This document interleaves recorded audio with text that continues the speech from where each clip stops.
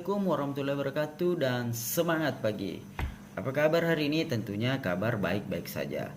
Nah, pada kesempatan ini saya akan memperlihatkan tutorial simulasi penggunaan Cisco khususnya pada perakitan komputer. Langsung saja ya teman-teman, kita buka aplikasi Cisco-nya, kemudian klik kanan pada indeks, terus pilih open with, pilih UC browser. Nah, ini tampilan awal dari aplikasi virtual desktop Cisco khususnya pada perakitan komputer. Ya, di skip aja teman-teman. Nah, pertama-tama kita simulasi pemasangan power supply. Sebagaimana yang diketahui, power supply berfungsi sebagai penghantar tegangan listrik pada komponen atau perangkat keras seperti hard disk, mainboard, CD-ROM, kipas, dan lain-lain. Oke, kita simulasi pemasangan power supply-nya. Kita arahkan power supply-nya, terus pilih icon tanda arah panah bawah. Oke, pemasangan power supply pada casing sudah selesai. Jangan lupa klik bautnya. Nah, terus pilih oke. Pemasangan power supply sudah selesai. Oke, kita lanjut simulasi di bagian mainboard.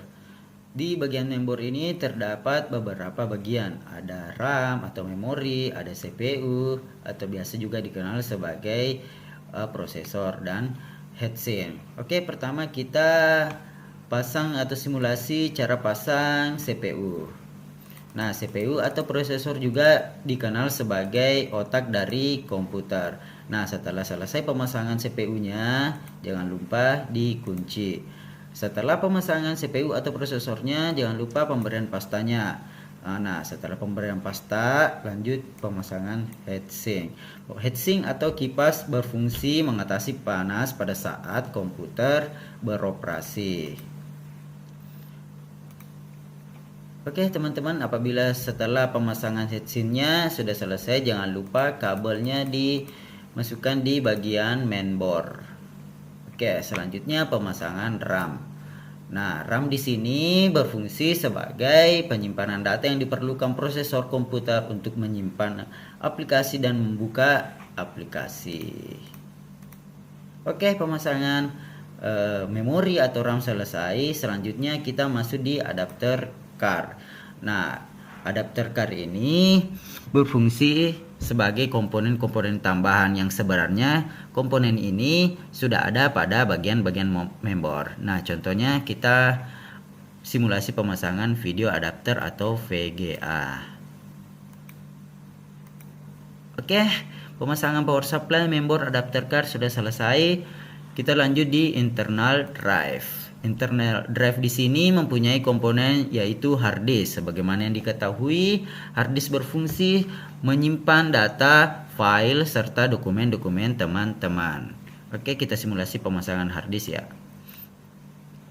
Hard disknya diarahkan, kemudian dipasang. Setelah dipasang, teman-teman jangan lupa kunci pakai bautnya. Oke teman-teman, pemasangan internal hard drive hard disk sudah selesai. Nah, selanjutnya internal kabel. Di sini internal kabel teman-teman, kita simulasi belajar tentang kabel-kabel dari power supply ke komponen-komponen lainnya. Seperti dari komponen hard disk. Oke.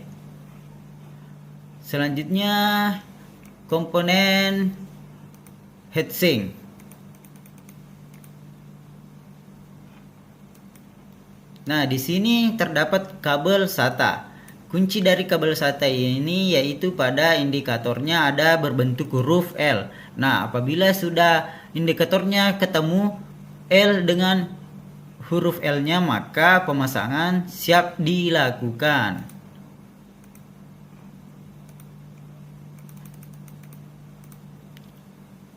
Oke teman-teman, internal kabel sudah selesai. Selanjutnya kita masuk di eksternal kabel. Di eksternal kabel ini teman-teman kita akan simulasikan pemasangan dari kabel keyboard, mouse, monitor, dan USB. Oke, sebelum kita simulasi pemasangan eksternal kabel tersebut, pertama-tama kita pasang casingnya dulu. Setelah casingnya terpasang, jangan lupa teman-teman pasang bautnya.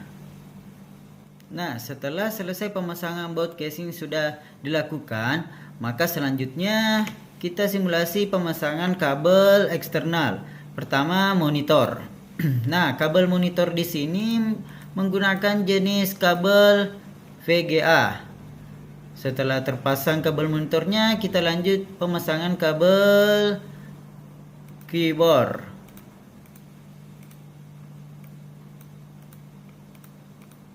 Setelah pemasangan kabel keyboard, kita masuk di kabel mouse.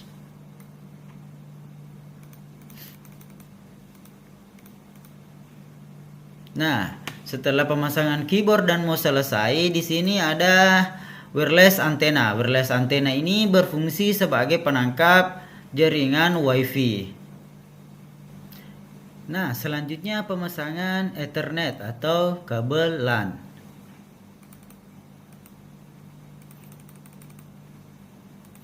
Setelah pemasangan kabel LAN, kita lanjut di pemasangan simulasi USB.